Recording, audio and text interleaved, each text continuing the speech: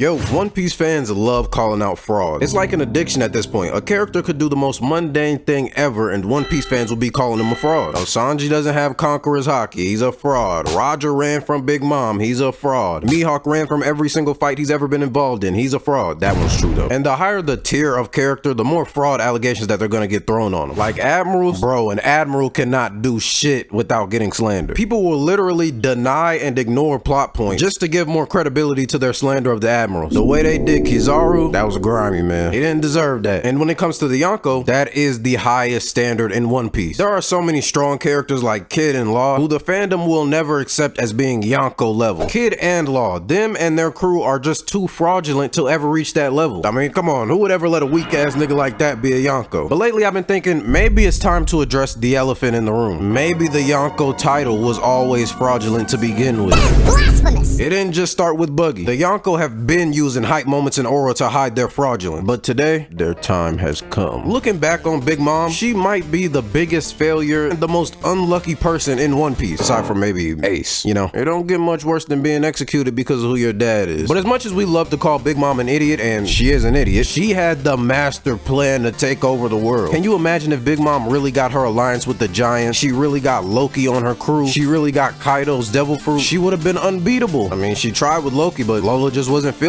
them. Yeah, pro tip, if you're talking to a girl, maybe don't talk about how much you hate the world and how much you want to blow it up. But there's a reason why One Piece fans don't respect Big Mom. I actually cannot name any character in any series with a worse battle IQ than Big Mom. She gets angry and she just loses all of her knowledge on everything. It just falls out of her head. Like, what One Piece character is just gonna sit there and stare while a nigga drives a motorcycle into their face? Frankie driving straight towards her stomach. Huh?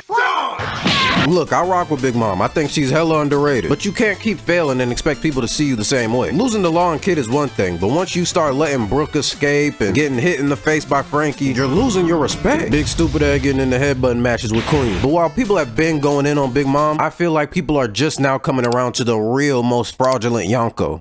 Maybe second most fraudulent. Kaido, king of the beast. I've been on the Kaido hate train for years. You could go back, check my track record. There's no cap in my rap. And I don't hate Kaido because he's a fraud. That's not it. I hate Kaido because he's a fraud that gets glazed like he's the GOAT. Kaido's name gets thrown around with characters like Roger and Whitebeard, and I always wonder, what has he done to justify this? LeBron, legendary, 3-1 comeback, came back. Kevin Durant got his foot on the line, went into overtime. He didn't score, bro. He didn't put up no buckets. Stop calling that man legendary because he won with Steph Curry, the greatest shooter ever, Klay Thompson, a top 3 shooter ever. Stop calling that, because when Westbrook went down, he got smoked out by Memphis. There's no legendary stories of Kaido. His most legendary story is him beating up fodder Marines to get lunch. But they say in a one-on-one fight, always bet on Kaido. Yeah, they also say there's no king at the top of the world. They're lying. Like they say he's never lost a 1v1. Who has he 1v1? Odin, that one CP0 agent. Kinemon, shit, Kinemon might beat him. He took his kill blow like 3 times. But if nothing else, Kaido is a PR demon. He really waited until pirates were at the bottom of an island cloud just so he could fall off in front of them. Like, you really want me to believe Kaido just be out on the weekend jumping off a cloud? Or had he not done anything crazy for a minute and he needed to keep people scared of him even though he doesn't do shit? I'm on to you, Kaido. You're not getting away from me. I think that's what annoys me the most about Kaido as a character. He doesn't do anything. Every part of Kaido's life was him being led around by somebody else. And he has the nerve to talk about how he's gonna usher in a new era. You're a nobody. You're not a leader. You're a follower. Loki, Kaido, and Jinbei, they might be 2 peas in a pod. He starts out working under rocks. You're 15, you need a little guidance, I understand. Then you're a grown-ass man listening to this random ugly witch telling you how you're supposed to live. Supposedly the world's strongest creature is just a pet for an old lady. Hey, what you really need to do is go take over Wano. That's gonna turn you up. Then you sat on your ass in Wano for 20 years. 20 years in the land of your destiny with 0 accomplishments. That's what I'm saying. Kaido's just a liar, bro. You want me to believe that he was looking for his best fight. He was looking to die in a blaze of glory by staying in the country that doesn't let anybody in and that's closed off to the rest of the world. This nigga Kaido must think we got stupid written on our fucking foreheads. At least with Buggy, you know what you're getting. Buggy's straightforward and honest. He is a proud fraud. And I respect it because despite his fraudulence, he's still able to keep Mihawk and Crocodile reined in. That's a true conqueror. He's kind of like Kinemon in that sense. Kinemon could damn near be a Yonko. At the beginning of this video, when I talked about the Yonko hiding their fraudulence behind ore farming, there was one specific guy I was talking about. Red-haired Shanks. Now, if I didn't know any better, if I was just a random guy in the One Piece verse, I would call Shanks a coward. I really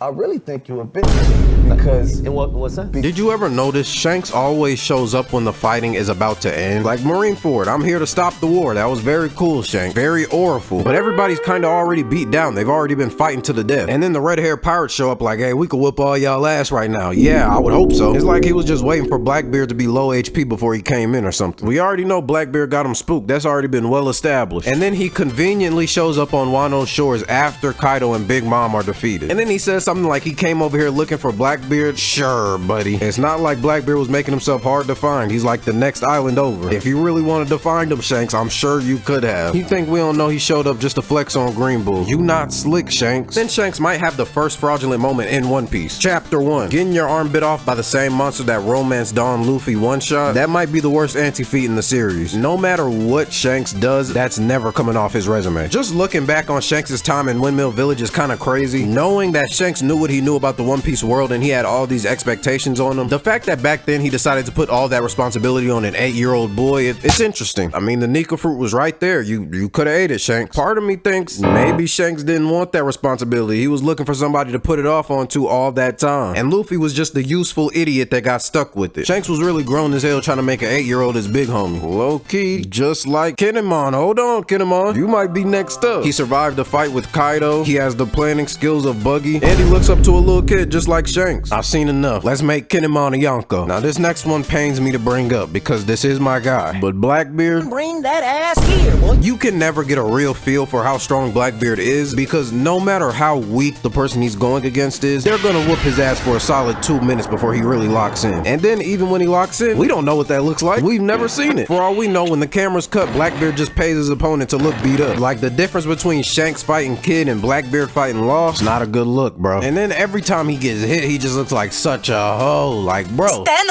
up! Stand up! And then it doesn't help that Blackbeard just looks scared in every encounter. You the only Yonko acting like you're scared of the Seraphim. Man, if you don't beat this little nigga, he like 6 days old. But you know, for Blackbeard, I think his fraudulence is part of his charm. He might not have the most aura, he might not get things done in the cleanest way, but the job gets done and that's what matters. But last but definitely not least, a man who never gets the job done, Whitebeard Edward Newgate. For someone who was known as the world's strongest man, Whitebeard was scared of a lot of things. He didn't want to go help Oden fight Kaido. Can we call him the world's strongest man when he's ducking the fate? The same little Kaido you was on the Rocks crew with, you was giving that little nigga nuggies and shit, now you scared of him? But let's give Whitebeard the benefit of the doubt. He just didn't want to get into a whole drawn out war with Kaido, right? Now what about Thatch and Blackbeard and Ace? Blackbeard killed a crewmate, which in Whitebeard's own words is the only unbreakable rule of being on a pirate crew. Then Ace wants to go after Blackbeard. Whitebeard's in his ear, no Ace, you can't do it. Teachers really like that. You're not ready. I'm pretty sure you're ready though. Why don't you go after him? That's literally your job as captain. Some fucking pops you are. Thatch and Oden rolling in their graves right now, not pops. I knew at least White Kishi was gonna slide for me. Nope. That nigga never saw Oden again and just moved on with his life. You won't do shit for Thatch or Oden, but as soon as your golden boy Ace gets locked up, what the hell is even that? We gotta mobilize the whole crew for him. Just telling the whole Whitebeard fleet, throw away your life for Ace. This is definitely just because I care about Ace as a crewmate and a son. This definitely has nothing to do with fate and destiny and who his father is. Stop the cap. And this nigga had the nerve to tell Squad it's not because he's Roger's son. I would have done this for any one of you. Squad should have stabbed your big ass a second time. But yeah, man, that's all I got for y'all boys today. Let me know how fraudulent you think each Yonko is in the comments below. And comment big homie if you made it to the end. Just confuse all the niggas that didn't make it here. Like the video if you liked the video. Subscribe to the channel. And yeah, man, I'm gone.